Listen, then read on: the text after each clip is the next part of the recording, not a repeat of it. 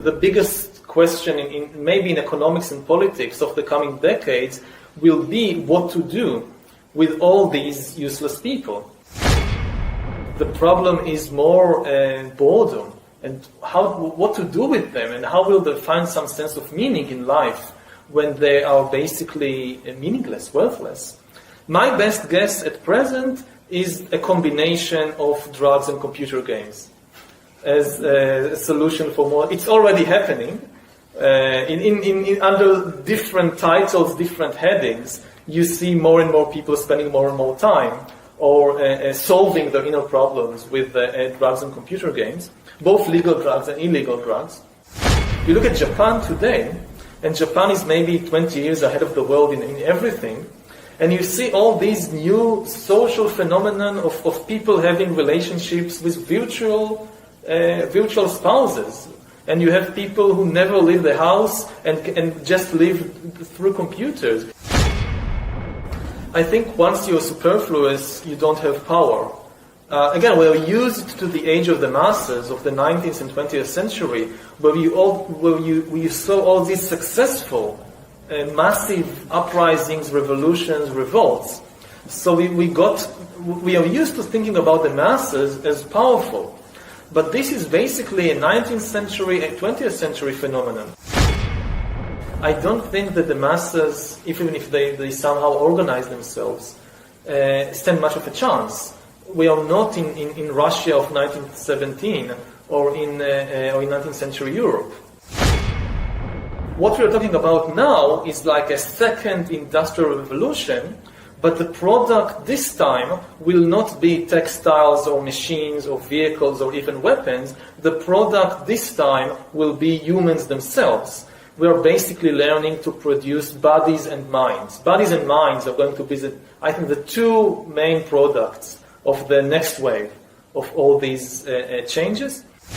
That is optional. Again, and if you think about it from the viewpoint of the poor, it looks terrible because throughout history, death was the great equalizer. The big consolation of the poor throughout history was that, okay, these rich people, they have it good, but they're going to die just like me. But think about a world, say in 50 years, 100 years, where the poor people continue to die, but the rich people, in addition to all the other things they get, they also get exemption from death.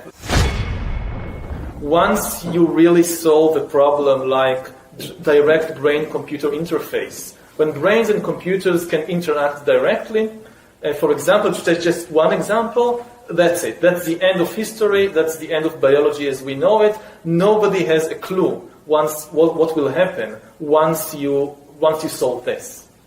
If life can basically break out of the organic realm into the vastness of the inorganic realm, and you cannot even begin to imagine what the consequences will be, because our imagination at present is organic. So it's if there is a point of singularity, as it's often referred to, by definition, we have no way of even starting to imagine what's happening beyond that.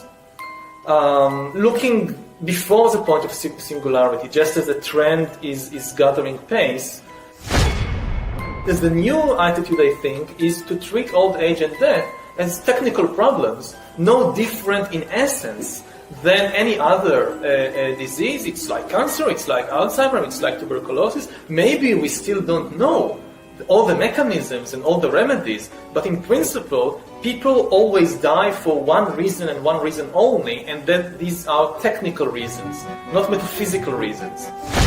People today actually manage to live, and many people, as isolated, alienated individuals. In the most advanced societies, many people live as alienated individuals with no community to speak about, with a very small family. It's no longer the big extended family. It's now a very small family, maybe just a spouse, maybe one or two children, and even they might live in a different city, in a different country, and you see them maybe once in every few months, and that's it. After millions of years of evolution, suddenly within 200 years, the family and the intimate community break, they collapse. Most of the roles fulfilled by the family and by the intimate community for thousands and tens of thousands of years are transferred very quickly to new networks provided by the state and the market. You don't need children, you can have a pension fund. You don't need somebody to take care of you. You don't need neighbors and sisters or brothers to take care of you when you're sick. The state takes care of you. The state provides you with police, with education, with health, with everything. In terms of ideas, in terms of religions, the most interesting place today in the world, in religious terms, is Silicon Valley. It's not the Middle East. This is where the new religions are being created now by people like Ray Kurzweil, and these are the religions that will take over the world.